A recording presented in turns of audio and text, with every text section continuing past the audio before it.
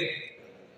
আমাদের পূর্বপুরুষরা চিন্তা করলেন যে না, এইভাবে আমাদের উপর আরেকজন জুলুম করবে, অত্যাচার করবে, অবিচার করবে, আমাদেরকে অসম্মান করবে, অপমান করবে, আমাদেরকে সর্বদিক থেকে পিছিয়ে রাখবে।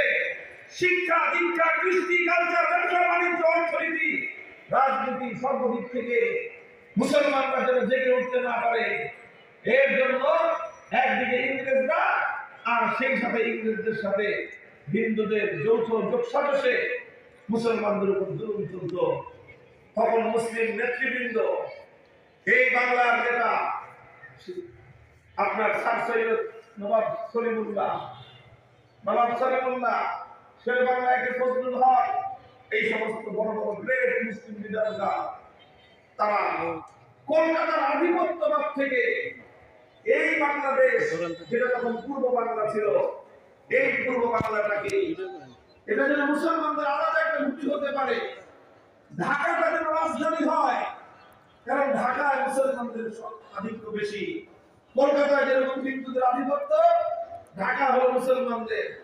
ঢাকাকে কেন্দ্র করে এই এলাকায় আর একটা প্রদেশ হতে হবে। আন্দোলন করলেন, সংগ্রাম করে তারপরে কলকাতা এবং হিন্দুদের আধিপত্য থেকে মুক্ত হয়ে পূর্ব বাংলা আলাদা একটা প্রদেশ হলো।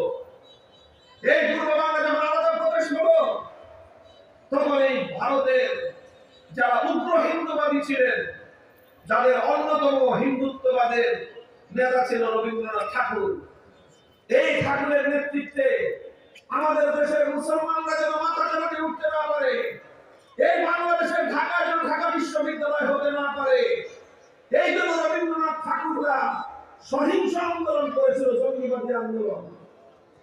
সহিংস আন্দোলন মানেই হলো, নামের অর্থই হলো জঙ্গিবাদী আন্দোলন। যারা কোরআন হত্যাযজ্ঞ পরিচালনা করে কোনোভাবেই যেন আমাদের এই মুসলমানরা তারা উন্নত হতে না পারে, কোনোভাবেই যেন ঢাকায় আরেকটা রাজধানী হতে না পারে, তার সকল ষড়যন্ত্রমূলক বন্দোবস্ত তারা করেছিল, সব করে আমাদেরকে দাবায় রাখছিল।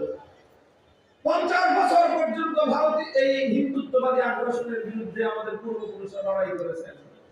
লড়াই করতে করতে করতে করতে 1947 সাল যখন আসলো, তখন ভারত ব্রিটিশ এই